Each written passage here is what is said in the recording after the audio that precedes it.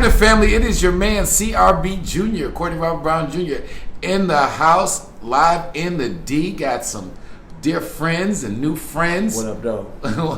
in the house. For those who don't know, if you've been under a YouTube rock, we got to my left, Alan Al Prophet Bradley. What up, friend?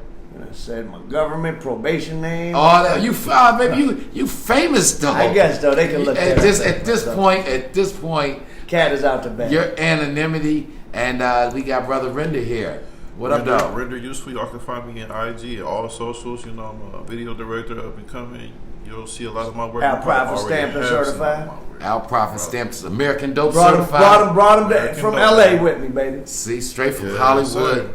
Straight from Hollywood. No, we straight from downtown LA. We don't mess in Hollywood. You know, Hollywood now. We're a step up. Downtown's a step up from Hollywood. Oh, yeah. Hollywood is where the waitresses and male prostitutes who claim to be actors and actresses live on each other's couch. Shit. Yeah. No, Hollywood is and downtown is where business gets done. There it is, straight from downtown LA. So what streets you talking about? So we're on Cracker. Render here has been helping me put together my new project. I got a 2-floor building down in the fashion district. Looks hot. Got an art gallery in the front room. Looks like you can do music, film. Yep. We got to build a whole site wall, like a cyclorama, infinity wall up on the top. We got podcast facilities. Then down on the first floor, we got a nice office and have the front is an art gallery, chandeliers, nice marble floor. The artwork we have in there right now, I don't know if people remember. Did you see those? They were quite popular this year. Recapping the year, Antisocial Social Club. Remember those shirts? Yeah. So the artist that made those, David Sebastian, that's whose artwork I got in there. That's hot. So I've partnered with the woman Karen Bystad. Shout out to Karen Bystad and her store at the Beverly Center, the Lost Warhol. So she has a big art store in the Beverly Center, so that's my partner. So I get art from her, and we kind of doing a share. It's kind of like our downtown location. So. And it's open now. You guys are doing what you do right now. Yeah, making some key alliances out there, baby. I ain't go out there to play around. Obviously, no, man. What you've done with your channel is just awesome. Yeah. You know, me and Al hooked up. It's been over a decade now. It is. Over a decade ago. Happy anniversary, buddy. Actually, check it out, fam. December 19th will be 10 years. Oh, it was. It was December 19th, 2011. Wow. At Wall Street. Shout out to Mr. Moore. Shout out to me, Gene. 10 years, because I can 10 years remember ago that. at Wall Street. I mean, it doesn't seem like yesterday, but it doesn't seem like a decade ago. We dropped Motown Mafia. We premiered it. You had me and Al come out to and the lady passed out when you mentioned the 120 keys. That they was gonna cut it. Yeah, man. Right? It's been 10 years. 10 years, been quite a ride. So since then, let's go down your catalog real quick. Since then, Frank Matthews came out right after that, right? Yeah, Frank Matthews, T. Stuckey, Jimmy Hoffa, American Dope Acid Dreams, American Dope Cold War Heroin Heat, American Dope White Powder Black Power, and really cranking out the short and mid-length content for YouTube and Facebook video now. Yeah, so if you guys are not hip, again, you would have to be kind of under a rock if you guys are not familiar with American Dope. But I mean, I got the clothing, the merch that goes, the merch that goes with it. Yeah. I thought that Cold War Heroin Heat was a powerful, man. It took me to connect the dots in a way that someone just sitting there watching could follow, because it was pretty complicated and spread over time. It was a lot of work. And what I found, besides being a history guy myself, you tied in that Cold War Heroin Heat what became the French Connection. Predates it even, yeah. Predates the French Connection. And then, of course, it tied into my life because the bag that Eddie and my father made their first moves with, that Eddie was getting from the Gambino family, was part of that whole French Connection thing. And I never knew the backstory. So for you guys who are into that and want some for real, some beyond just the run of the mill, if you really want to know, because you really did lay out the international and how geopolitics. That French Connection thing. I mean, the fact that they were the first people. So as the drug culture in the United States was demand and et cetera was ramping up in the mid '60s, the first big organized ring. I mean, you had different mafia rings in the 40s and 50s that were big, but there was a couple different ones, and they would last for a few years. But the first was the French Connection, which really just means these Corsican gangsters, some of whom had been employed in the Carlinga, which was basically the French secret police set up by the Nazis. In occupied France, helped run the Holocaust and etc. And with some of the money they had stolen during the war, set up labs. So for people to understand why heroin is coming from France, it was that these French gangsters were buying Turkish opium and they were processing it in labs outside of Marseille, France. And their processing was the best in the world. So you could get they could make a kilo over there for $5,000. They could get 20,000 wholesale for it in New York, and then of course once it busts down on the street, 400,000, 500,000. So likely the mob was paying about 15 to 20,000. Then the black guys would maybe get it for 60, or maybe if it was a big, the Nicky Barnes or the Frank Matthews wasn't paying much more than that, but 30. Yep. About 30, I think, is what Eddie and them back in about 30 a break, right? Probably with a little touch on it. They took it down from 100% to 90. Yep. But then they moving a ridiculous amount of weight. Yep. And so there was a lot of Nazi war criminals. Auguste Record was at the center of it, and he was basically like, think of it as a clearinghouse. So there's different French cooks, and there's different mafia for the most part. At the end, they might add some black or Cuban customers, but for the most part, mafia customers. So Record is sitting down in Paraguay, which was a place that a lot of Nazi war criminals escaped to. Right. And he's facilitating, and he was the first to send big loads of mixed heroin and cocaine.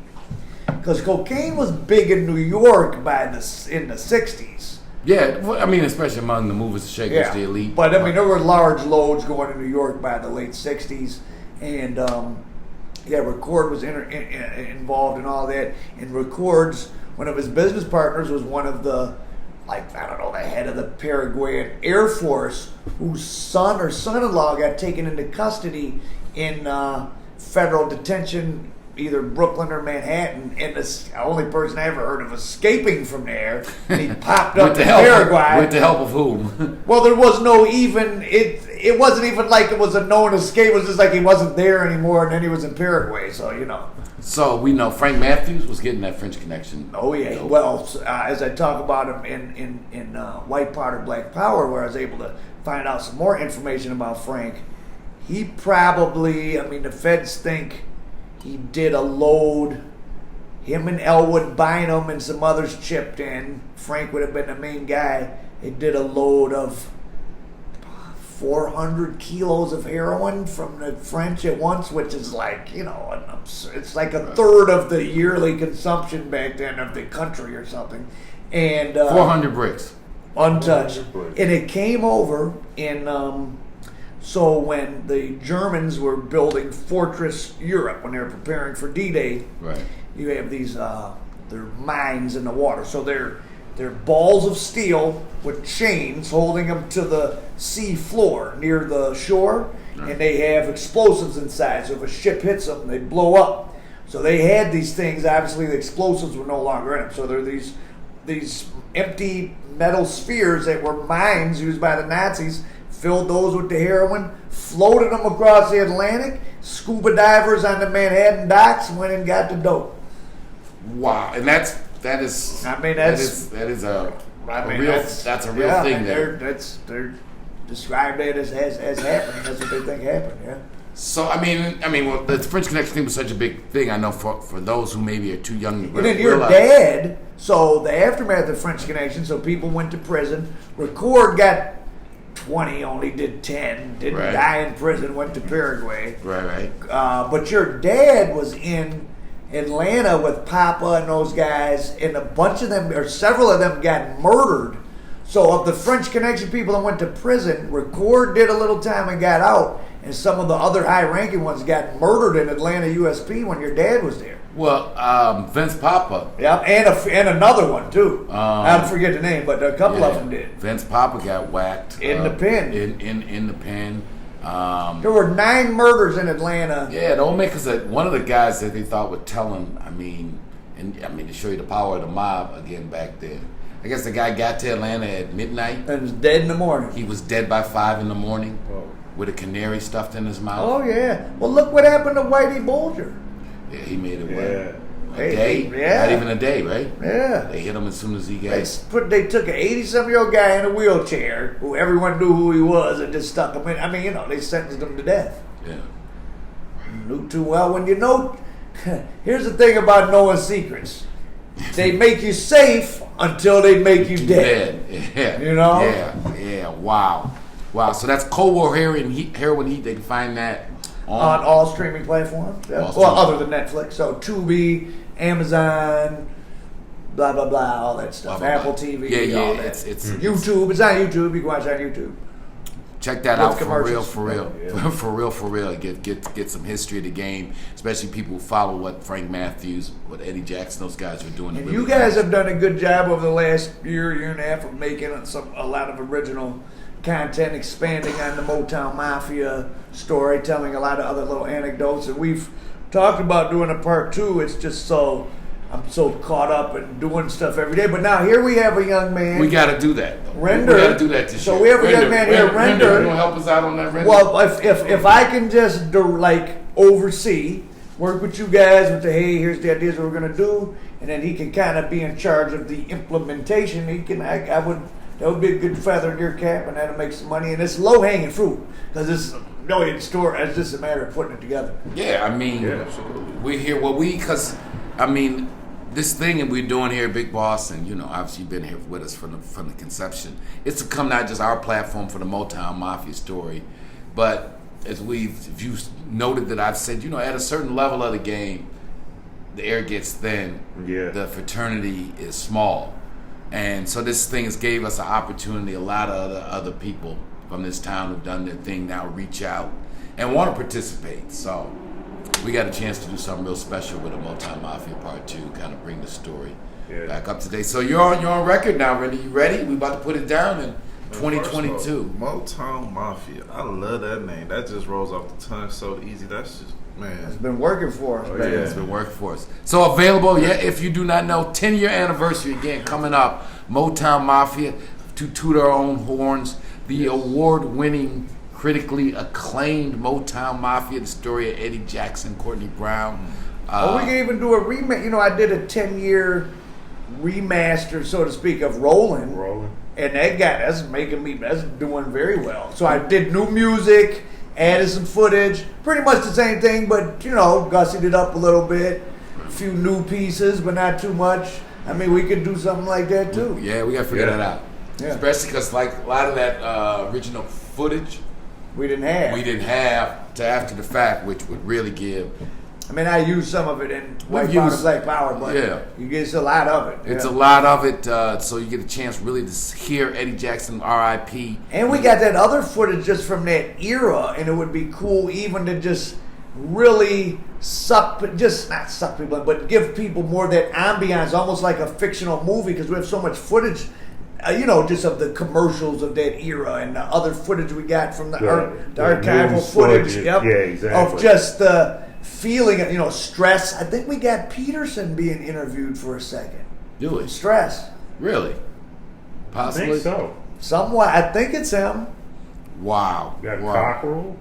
I know we got some Kenny Cockrell stuff because that Haywood Brown, when we were down there doing the research, that whole Haywood Brown situation was because that's what we were. I was okay. So here's a Detroit story. People why Detroit is different. So this ties into Cockrell, but it's not about drugs. But so the case this was before. When was the Haywood Brown case? It was like 77 or something. 73. Okay, so this case happened right before it. Yeah. This is what made Cockrell. This happened before Haywood Brown.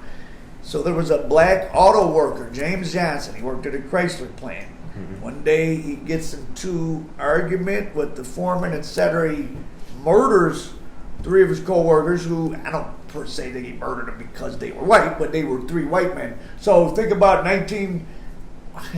I can't imagine a black man killing 3 white men at work right now and having a defense. Least of all, it's 73. It shows you what's what 73. the change in political power here. So you had Ken Cockrell, the black lawyer, and Mel Ravitz, Jewish lawyer. They defend the guy on the grounds of temporary insanity and say that the working conditions in the plant, for all of you that have been trained to think unions are bad and those in Detroit, well, young people don't even know what a union is, but for those of us, more like our age or older, of like, those people in Detroit, they got free money and the plants were easy. Sure, in an industry with millions of jobs where there's some people sitting in the corner not working, yeah, but that's anything. But in general, the amount of industrial accidents, of deaths at this plant James Johnson was working at, you could get a tip of your finger cut off and be put back to work the same day.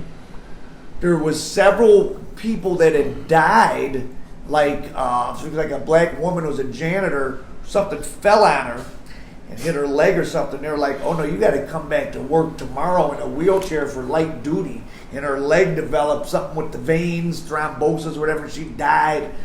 And the conveyor belts overhead, they didn't have screens, so parts would fall off and hit people in the head. And the entire factory was covered in a 1-inch puddle of oil.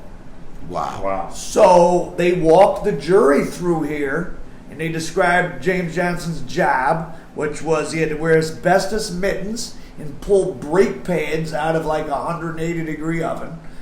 And he had finally been moved off that job or something, and the white foreman, and like all the foremen were white, put a white guy on some other easier job that it was James Johnson's turn to get. Started arguing, he snapped, and he went out, got a rifle, came back in, killed 3 people. So a bunch of the co-workers testified, including a bunch of white co-workers who were the friends of the people he actually killed, that said, yeah, that place will make you crazy.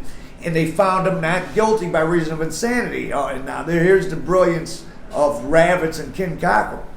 So he gets found not guilty by reason of insanity, but it's murder, so you're put into the asylum, right? Mm-hmm. So then they immediately went and got for his attorney to get him out, because you go to the asylum for crazy, and then if you can prove you're no longer crazy, you get out. Right. So they went and got the police union's legal rep or something, the lawyer for the Detroit police, and hired him to be Johnson's get out of crazy house pass. And he won that. So Johnson got, I don't know if it's right out, but pretty damn soon. So he pretty much did it. I don't know, he sunk into obscurity. I don't know what happened, but so that was I can't imagine that in a city today.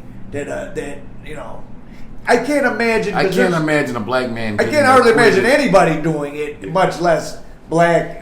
Today, 50 years later. So that was Detroit. Mind you, this is on the heels of the 1969 shooting. Republican New Africa kills a white Detroit police officer in Aretha Franklin's father's church and gets off on that. And founder of Republic of New Africa, of Milton Henry. Milton Henry was your dad and Eddie's attorney. Guy who we really need to do some work on too, because so there's this whole melange of truly like black power, all the way up and down. So it's a very unique time and place, which doesn't even exist now.